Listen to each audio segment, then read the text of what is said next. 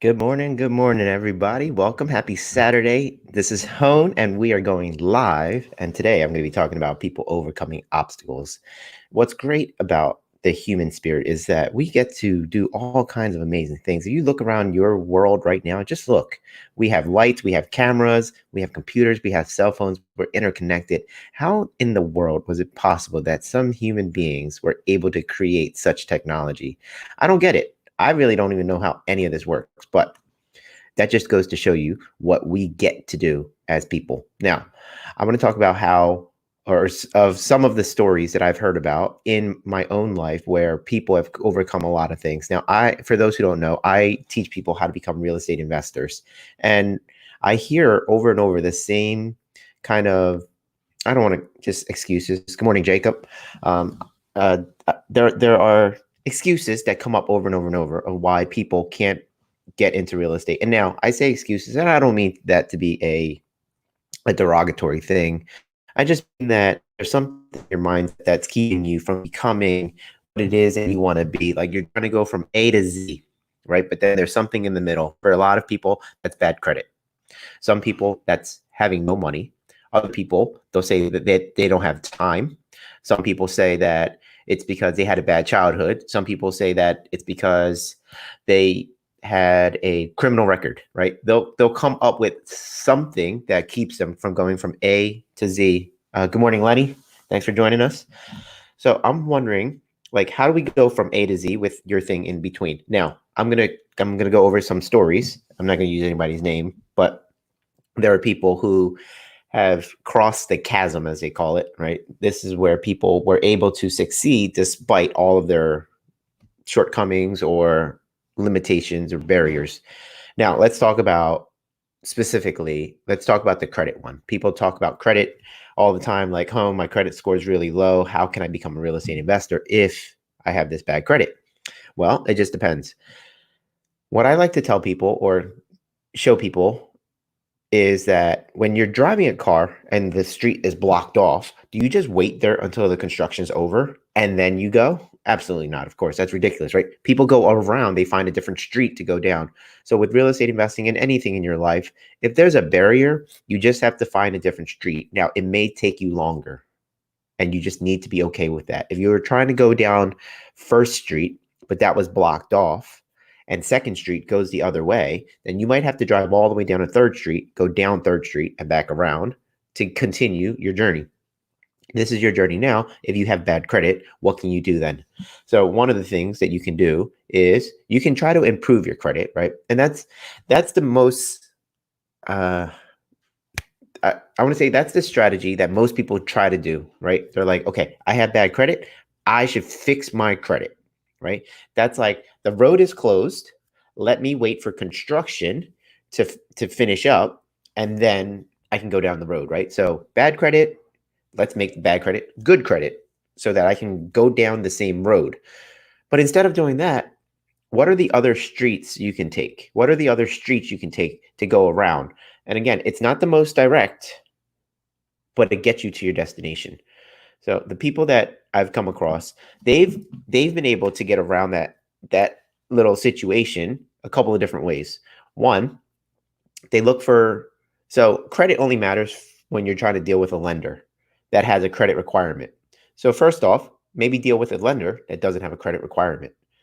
The problem that most people have and why they don't think that is because they don't realize that there are lenders that don't have credit requirements.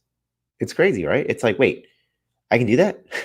I'm telling you this now, and you guys are probably like, hold on. So you're telling me that there's a lender that doesn't require a certain credit score? And the answer is yes, right? So that's the thing. You have to learn about these things. If you don't know that Third Street exists, you only know that you can only go to Front Street or First Street, well, then yeah, you're not going to take Third Street. But if you now know Third Street is available, take you to your journey, you're going to do that. So first one, lenders. Pick a different lender. Pick a lender that doesn't have a credit requirement or a credit requirement that's low enough that allows you to use their money. Now, what are some of these sources? Now, some people might say hard money. Hard money has a credit requirement usually. They're not zero unless you have a really good relationship with them. So you can have this relationship with them And then if your credit score goes below their limit, they may still allow you to borrow the money. Or if you've already had this relationship with them, they won't even check. That's the thing, right? It doesn't matter what your credit score is. It could be 800, it could be 300. If they don't check, then who cares? So you can do a hard money lender. The most important one is maybe a private money lender. A private money lender is a person that you know that's interested in lending you money for a return. So this person could be someone in your friend circle or your family. They're just interested in helping you, and they're also interested in making some money. So what you have to do is figure out, how do you create that value for that person? So let's say I'm the one with $1 million and you're the one who is trying to do a deal and you have bad credit. And you're like, Hone, I need money because I want to be a real estate investor. I'm like, okay, great. Tell me about what you got going on. If you can't describe your deal really well, eloquently, where it produces confidence in me, then I'm not going to be interested in lending you the money. But on the flip side, if you've been attending our classes and you have been role playing and making sure that when you tell your story that you know how to present it so that the investor is interested, then all of a sudden, me as the one with the money, I may look at you and go, it sounds like a good deal. Yeah, I'll give you the money. So in the past, personally, I've lent money, and the people that I've lent money to, I didn't check their credit score. I didn't. It wasn't about their credit score. It was about the character. It was about their integrity. It was about their knowledge, and it was about the asset. So all of those things put together made me really interested in lending the money. So it had nothing to do with credit score because I didn't even know what their credit score was. I didn't check, right? So for you guys, if you guys are struggling right now, stop trying to go down the same street. Figure out how you can present yourself in a way where your credit doesn't actually even matter or ever gets checked. See, it's a big difference, right? Now, that goes with a lot of the other things too. So like, let's say you had some people are like, oh, Hone, I can't become a real estate investor because I had a bad childhood, or I was incarcerated, or I was this or that, or whatever. If it's something that the person never checks on, then who cares? If they don't care about it, then you shouldn't care about it, right? If they don't care about it, you shouldn't care about it. As a banker, when I'm lending money, when I'm representing the bank, we're not checking to see if you've been incarcerated. And so that doesn't matter, right? So there are things that hold you back that don't matter, but they matter because you make it matter, right? When you focus on your barrier, when you focus on your excuse, it's like, man, how do I get around this one? So here are some of the stories that I've heard where, so a person will buy a property, and how they bought the property is that they'll work with, they'll find a private lender, right? They'll find a private lender who's willing to give the money, and then they'll also talk to the seller, and the sellers were willing to do some kind of seller financing. So you combine the two together. You got private money, you got seller financing. You combine the two, all of a sudden you have enough money to buy the property.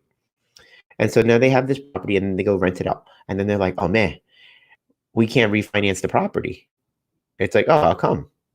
And what refinancing means, for those who don't know, is refinancing is where you go to the bank afterwards, you get the money, and then you pay off the seller and you pay off the private money, right? So they can have their money back. Now the bank is going to give you the money. But again, remember, they had bad credit. So then they're like, oh, we can't refinance. We have bad credit. It's like, oh no, what do you do now? It's where you find somebody where to sponsor your deal, meaning there's somebody who's just going to sign on your loan, or you can even show it where they have a majority stake in the LLC. In the operating agreement, it might read that they don't really have any control other than signing for the loan on the LLC, but they have a high enough percentage of ownership in the LLC where you, the person with the bad credit, doesn't have to sign for it. So now you just have this person who's sponsoring your deal, and they're signing on the line because they have the good credit or they have the experience or whatever.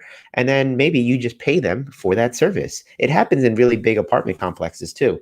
In big apartment complexes where the loans are, say, a couple $1 million, the bank's not just going to lend you for $4 or $5 million.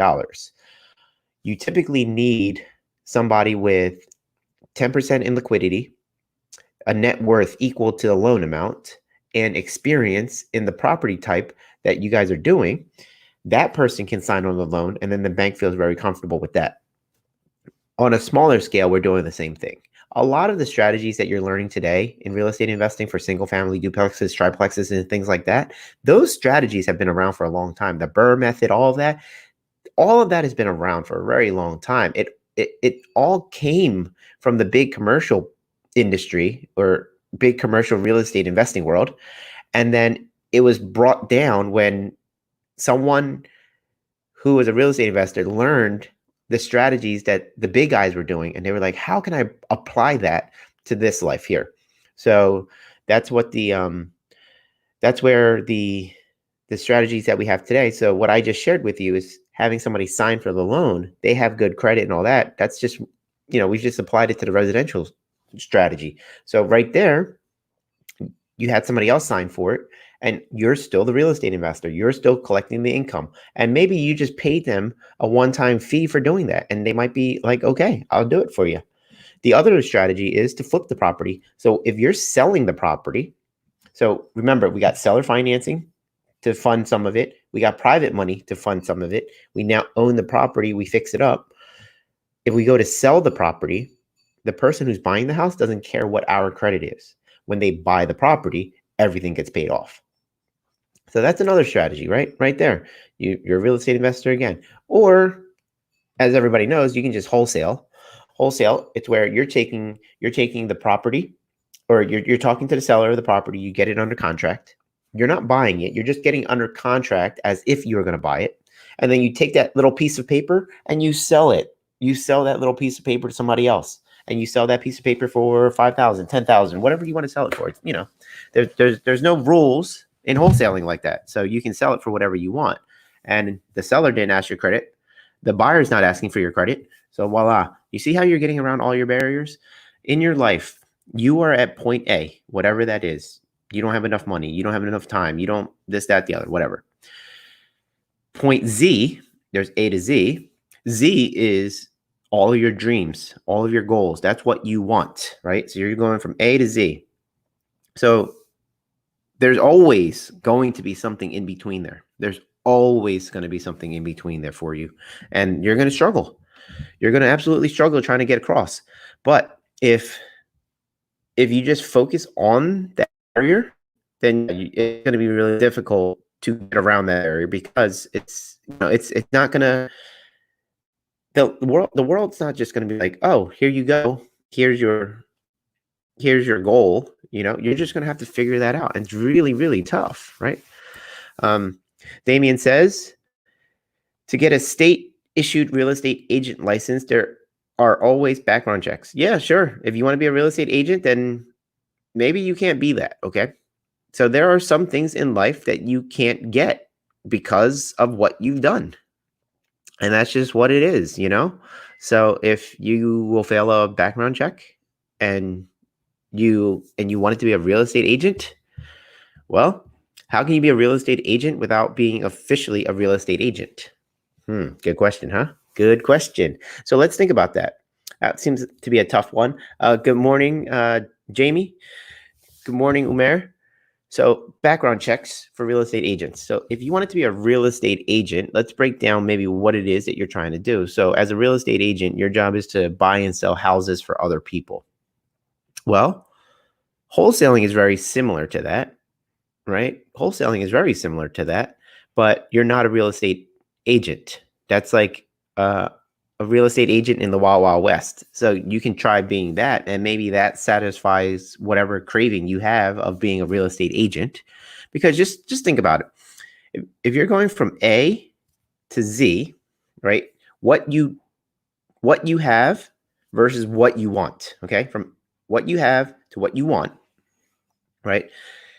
There's that road that you got to take. Well, what is it that you want? And over here, it might sound like you want to be a real estate agent. So sometimes you have to explore that, right? You have to explore that.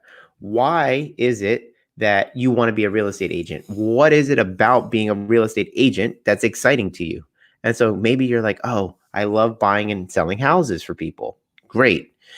Well, you can do it as a wholesaler, and that's just kind of like an agent without a license. So that's one way of getting around it. Now, if you want to be an agent because you're like, oh, my mom was an agent and my dad was an agent and my my grandma was an agent, well, sorry, you're not going to get it then. Or you might have to go to a different country. If you want to be an agent that bad to continue the legacy, then you might have to go to a different country that doesn't have a background check. Who knows? The other cool thing is that maybe you can marry an agent. Now, you still won't be an agent, right? You still won't be an agent, but your family and your household would be making money from being a real estate agent. And you can create business and just funnel all the business through your spouse. So that's another way of doing it, right? And maybe you're like, but Hone, I don't have a spouse. Well, get your game up, get some swag, get married, get your sales skills up, right? Get your sales skills up, right? That you can have what you want. It just may not look exactly the way you want it to look. If you take my life, for example, and you go back 10 years and you're like, Hone, 10 years from now, what do you think your life is going to look like? And I will not tell you that, oh, yeah, I know exactly what my life is going to look like. I'm going to have all these properties, and then I'm going to be helping people get life insurance, right? I'm going to be, okay, so I'm like, what do I do? What do I do today? So this is what I do today for those who don't know. I help people get life insurance. If you're a real estate investor, I help you get life insurance that you can use to buy more real estate. It's a really cool strategy that I've been doing, right? So I help people get life insurance policies that helps you become a better real estate investor. You can buy more properties that way. So then what else do? I do Hone's Loans. I help people get money to become better real estate investors, right? And finally, I do real estate education where I teach people how to become better real estate investors or become real estate investors in the first place. So I got these three things going at the same time, all sounding becoming a better real estate investor. And then the last thing is I'm a real estate investor. So those are the things that I do now. What I wanted, though, is I wanted to be able to run my own business and be in charge of my life. And I was just trying to figure that out. I was just trying to figure that out 10 years ago. How am I going to do this? What's the vehicle for me? How am I going to produce the income to achieve the flexibility in my life that I want? That's ultimately what I wanted, right? I just wanted flexibility. I wanted to be my own boss. I wanted to be in control of my life, have control of my time, do what I want, when I want, with who I want. And I was just like looking all around. And if I was super firm in my stance of like, my life needs to look like this, then I wouldn't have what I have today. And what I have today, I'm very happy with. I'm very happy with my setup. But again, so I was a real estate agent at one point for like 1 year, maybe. And I realized I don't want to be a real estate agent. And so I let that go. So it's funny, right? It's like, oh, Hone, wouldn't that be a perfect fit for you? You're so involved in real estate, yet you're not a real estate agent. Why not? You should be. That should be a perfect fit. And I was at one point, and I didn't like it. And so I'm not it anymore. But interestingly enough, my wife became a real estate agent. So we're good. We have an agent in the family. So yes, the becoming a real estate agent does have background checks. So maybe you just explore why you want to be an agent, and then you might realize that you actually don't want to be an agent. I'm one. Maybe you don't want to be one. Who knows? So, and if it's just the business of having real estate agents, you can have a business and then you can have a broker on record, but you can be the COO of the business or the CEO of the business. And the real estate broker is the COO of your business, and you're still making money from this setup. You just have to be more creative. That's all. And if you guys need help with figuring out your life and your business and all that kind of stuff, feel free to email me. I have it scrolling at the bottom. You want to chat, email me, hone@honesloans.com. I can set up the insurance policies for you. I can help you get a loan. I can help you learn more about real estate investing. But then I can also just help you go from A, where you are, to Z, where you want to be. But what you have to be is open-minded and flexible in the ideas that I give you, because it's not going to necessarily look like what you thought it was going to look like. I say this all the time to the people that come to my classes. I'm like, you guys were looking for an answer. You guys were looking for a solution to your life. You guys needed a beacon of hope. What you didn't realize was that it would look like a spiky-haired Asian guy. Because I'm that beacon of hope for people, because I help pull them out of their situation. But this is often not the package that you were picturing that would help you through your dark times in your life. And that's what I've been able to do for a lot of people.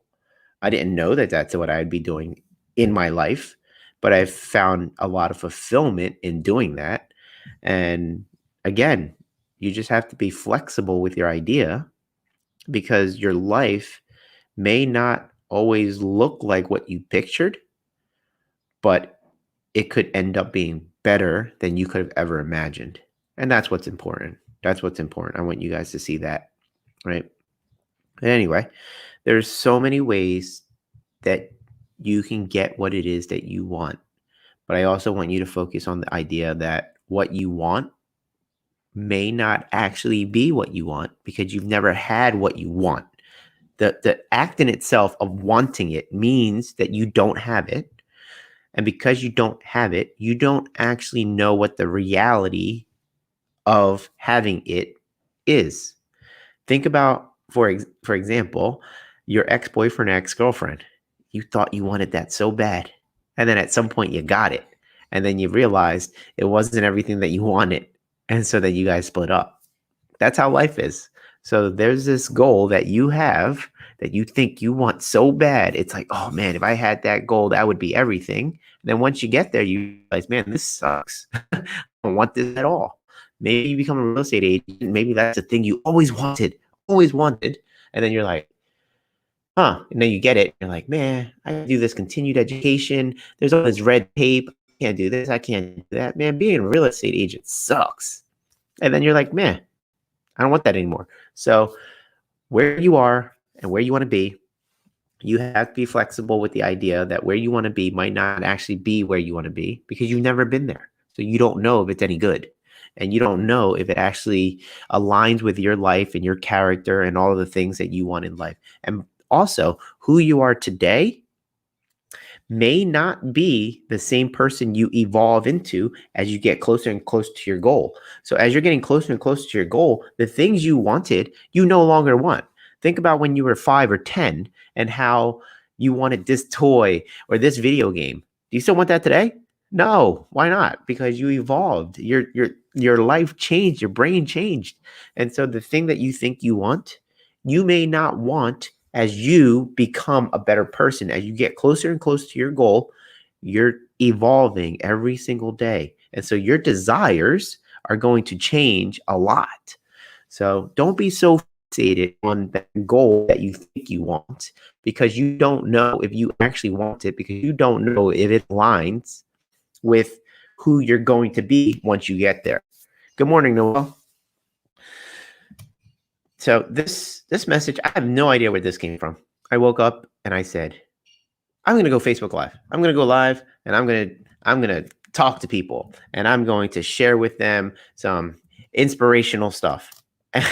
And it's not really inspirational. I guess it's just me really just sharing my life. I'm just sharing with you guys the barriers that I've overcome and the barriers that I've seen other people overcome. And I'm sharing that with you guys just so that you guys have this possibility of getting to wherever you want to be. But then it evolved, this whole conversation morphed to consider for a second that the thing that you want to get to actually isn't what you want. I have no idea how that came up. What's up, Terrence? Thank you. Noel says, so how about structuring these goals? I mean, I have no idea what you mean by structuring these goals, Noel, but you can try structuring your goals. And I guess having a goal is better than having no goal, right? So you're here and you're trying to go here. That's awesome, right? You're here, you're trying to go here. Cool. And what you want here is based off of who you are here today, right? Who you are here today. You want goals. Who you are tomorrow, that might change, but it's okay because at least you're going towards something. A lot of people are here and this is all they can see for their foreseeable future. That's it. There is no goal over here. They're just like, "Hone, I got my job. I make enough. The job's not so bad. Whatever." And it's like, "Oh man, your soul is dead, isn't it?" Right? It's terrible. I hear it. I don't want to judge them. I don't want to like be combative with them. I don't want to say like go for more because hey, you know what? They can be content. But that's not us, right? That's not those who are rocking and rolling and moving and shaking. They're if you're here, you got something over here. But if you're here and that's where you want to be, then hey, that's where you want to be. It's just that means that there's more room for the rest of us who are trying to go over here. So uh if you guys are trying to go for it, I applaud you because it is completely out of the norm. It is completely where it's like it almost goes against society to strive for more because if you look around, really rich people have been demonized. They're always so greedy and so corrupt and whatever else. What other names I don't even know that rich people get for no reason whatsoever. Because I can be me, right? And let's pretend like I was a regular dude, didn't have a lot of money, just working a regular job, and I went about my day. People would be like, "Wow, look at him, model citizen, just working it, cool, right?" And then same person, right?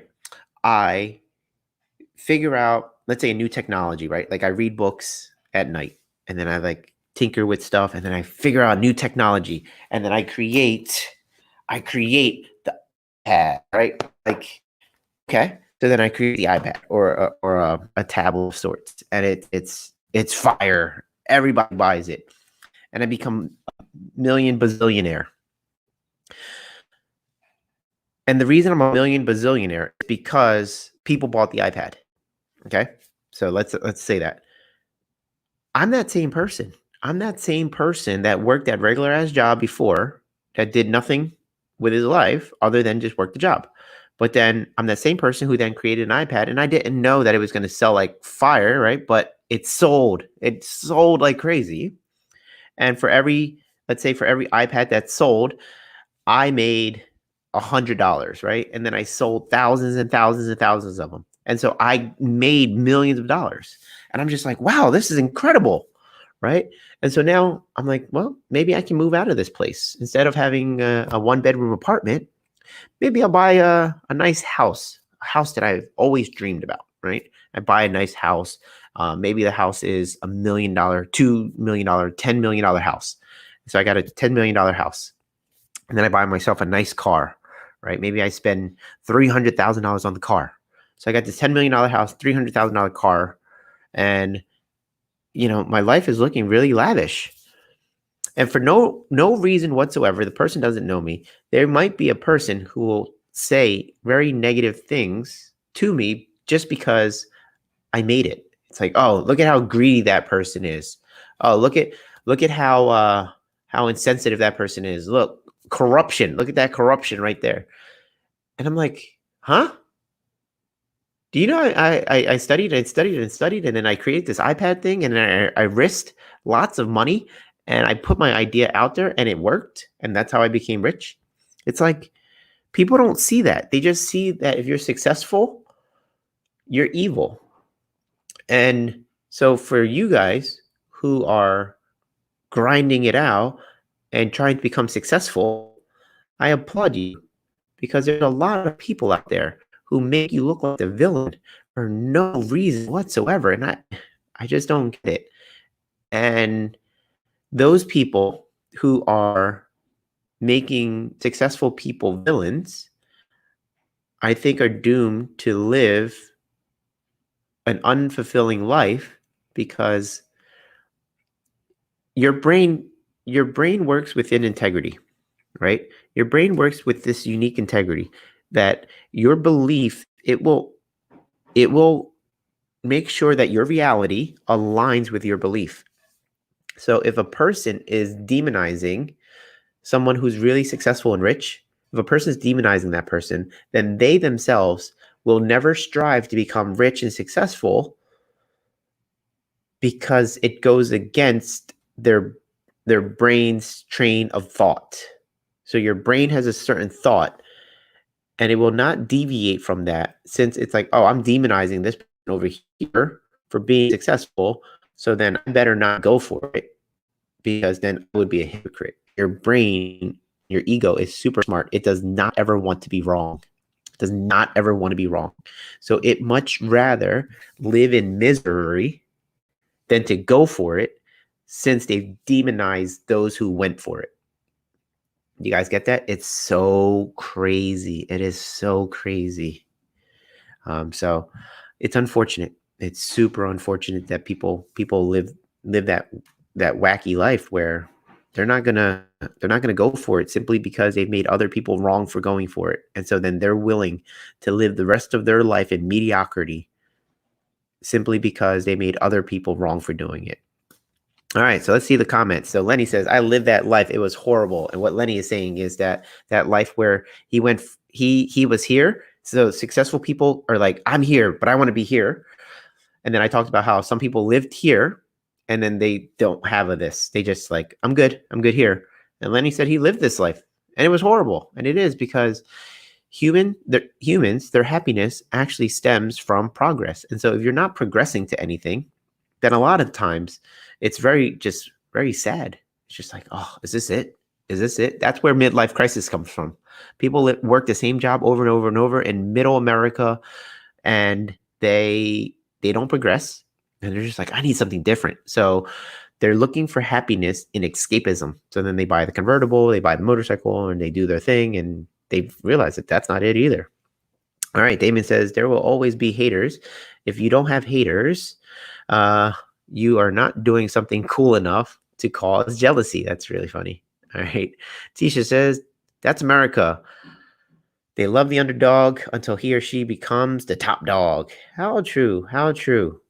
Yeah. So I don't know. Maybe do you want to say the underdog forever? I'm not about that life, but it's all good. It's all good. Let's see. Damien says, not enough people to say, oh, how did he do that? I want to learn how to do that. People are more worried about looking like they are copying someone instead of spinning to say they use it as extra knowledge and inspiration to build their goals. Yeah. Okay, Noel. As you progress and your goals grow, what keeps you on pace and not going after every shiny object? Let's see. Is that a question? As you progress and your goals grow, what keeps you on pace and not going after every shiny object? Well, I think, what's interesting about that shiny object syndrome, and for those who have never heard of that, shiny object syndrome is where you're like, oh, that's a cool idea, I'm going to do that one. And then when this one gets hard, oh, that's a cool idea, I'm going to do that one. And then that gets hard and you bounce back and forth, and then you never become a master of anything. I guess if you sit back and you realize that everything's going to have its challenges, and before you hop onto that next shiny object syndrome or that next shiny object, try to kill the idea. Why won't that work for you? Why is that a bad idea? Right? Too many people only see the shiny part of it, and they don't see the dull side on the other side. So that's an easy way to avoid that shiny object syndrome, is to try to kill the deal. In real estate, we try to do that. So when a good real estate agent, a good real estate investor will try to kill the deal. So somebody brings something to you, don't just go, oh wow, that deal is going to make me $1 trillion. Also ask yourself, where can that deal go wrong? Like what might that deal not provide? Like why will that deal fail? If you're going to flip it, why might somebody not buy it? And then test it. And then if you can kill the deal, then don't do the deal. So same thing with the shiny object. If a shiny object comes your way, how do you kill the shiny object? Then if you kill it, then you don't have to worry about hopping onto it. But if you can't kill it and you seem to like it, and it aligns with what you're doing, then just include it in your bag of tricks there. So you don't have to give up all the other things that you're doing, like I'm doing.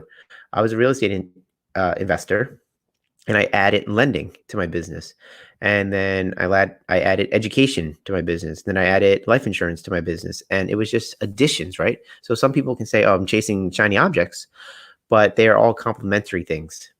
So yeah, let's see next one. So Lenny says, I tell my father about the strategies that we learn that a lot, if not all of the 1% use, like certain tax preferred treatments for having businesses. I say, instead of being mad about those laws that benefits the business, why not start a business and let those laws work for you? Absolutely. People argue and yell and say things like, oh man, I can't believe that this company or that company doesn't pay taxes. I can't believe that this company or that company gets to do whatever they're doing. And I say, you know what?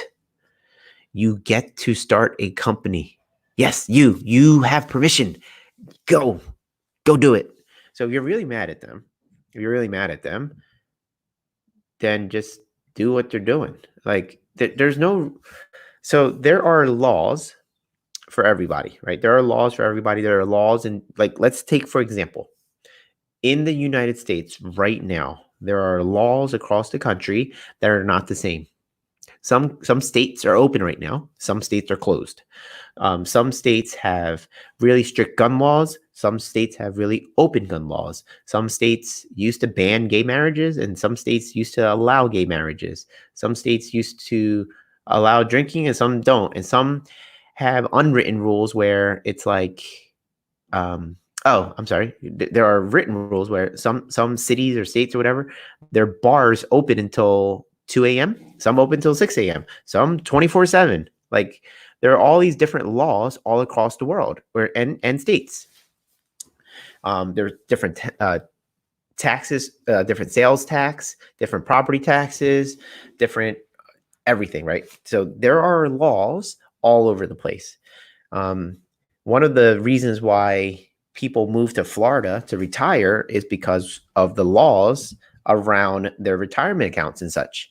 So people move, right? People move. They don't just go, oh, my state sucks because, I mean, no, people do this all the time. Oh, my state sucks because I can't do this, I can't do that, blah, blah, blah, blah, blah. Oh, my state has the highest property taxes. So like New Jersey has really, really high property taxes compared to, say, Pennsylvania and Philadelphia, right? And people can complain like, oh my God, my state property taxes are so high. Well, guess what? You get to move. You get to leave where you are and move.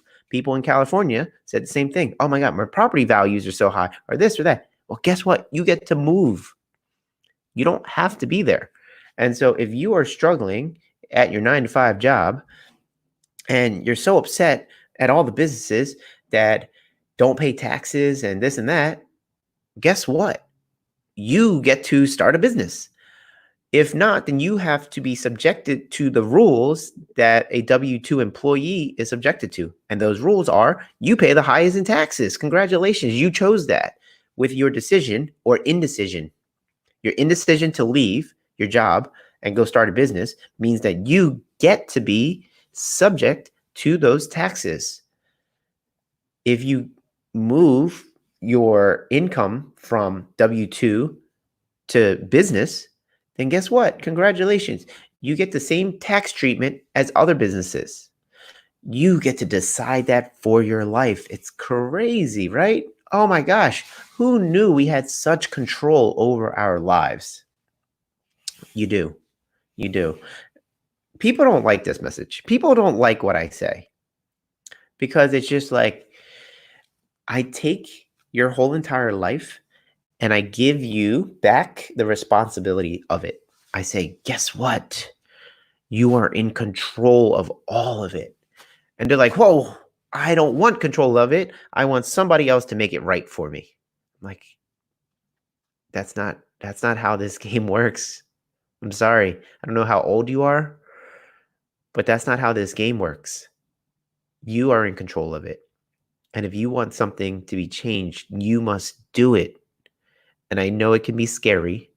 And I know you may not feel like it, but at some point we became adults, unfortunately. And as adults, it's our responsibility to do these things. So people don't like my messages. They really don't, because it's too real. All I'm saying is you have full control and autonomy over your life. There are options A, B, C, and D for you to achieve your goal. And it requires you to do some work. It'll require you to do some work to be that person. And if you're not ready for that, you're going to live a really tough life. There's that cool quote that says, if you want a easy life, do what's difficult. And if you want a difficult life, do what's easy. And doing what's easy is doing nothing. And that's going to lead you to having that difficult life. So if you want to have an easier life, then do what's difficult. There are going to be things that are difficult that you don't want to do, that you don't feel like doing, that's going to require work. It may even require money. It's going to require time. It's going to require blood, sweat, tears. It's going to be emotionally draining. And if you do those things, it may lead to you having that life where you never struggle financially. You never worry about if your family has enough. So then you get the ease of that. So you get to choose which difficult items do you want. The difficult item of dealing with having to say no to your family when they ask, hey, dad, hey, mom, can we go on vacation? Hey, mom, hey, dad, can I go to college? Hey, mom, hey, dad, I'm thinking about starting a business. Can you help me? Hey, mom, dad, I'm trying to buy a house, a car, a this, a that. Can you help me? No, son, I can't help you. I never went for it. So I don't have enough. What do you think? Money grows on trees? I don't got the money. You go get a job. You go figure it out yourself, right? You don't necessarily want to say those things. You just say it because your brain needs a way to understand your current reality and for you to keep sanity. If it was like, if you had it differently, if you had life differently, you may act differently. If you had all of the money in the world because your ventures panned out, then you may say, yeah, son, I can help you. You're trying to start a business? That's fantastic. I'm very happy. I'm happy for you because I did that back when I was your age, and look at us now, right? And so I would love to sit down and work with you on your business plan. Let's talk about it. Oh, you have great ideas? Great. Let's try them out. And we're going to try them out, not so that you're going to end up with a successful business. You might, but we're going to try it out because I realized that by going for it, you're going to evolve and you're going to develop new skills, and those skills are going to take you very far in life. It has for me. And so I want that same thing for you. Like, you get to choose your difficulty. So when you were his age, your difficulty was trying all this stuff out and maybe not having a mentor showing you the ropes, right? So you struggled all along the way there. But then moving forward, when you're an adult and you have your kid looking up to you, you get to have these cool stories with them. And it's like, wow, that felt really good. It's like being able to provide. It must be an amazing feeling. And so you get to choose ultimately. Man, this Facebook Live or YouTube Live or whatever you guys are watching this on, this thing went left, right, up, down, all around. Whew. Hopefully this helped you guys. Hopefully you're like, yeah, Hone, that made a lot of sense. I'm taking back my life. I'm taking it back. I'm gonna do something. I'm gonna choose the difficult road. I'm gonna do what I know I need to do, not because it's easy, but because it's what I need to do. Right? So that should be a game changer for you guys. You make that decision of being the person that will always say yes, regardless of how difficult it may seem. And you will be able to say yes to all the luxuries in life. It's crazy. It's crazy how that works, but it works. So I want that for you guys. Hopefully you take this message and you do something with it. You guys need to talk to me. Let's talk. I'm open. So hopefully you guys are having a great pandemic. Have a happy Saturday. Hopefully this talk ignited you a little bit so that you guys can do some great things this Memorial Day weekend. All right, guys. With that, I am out of here. See you guys.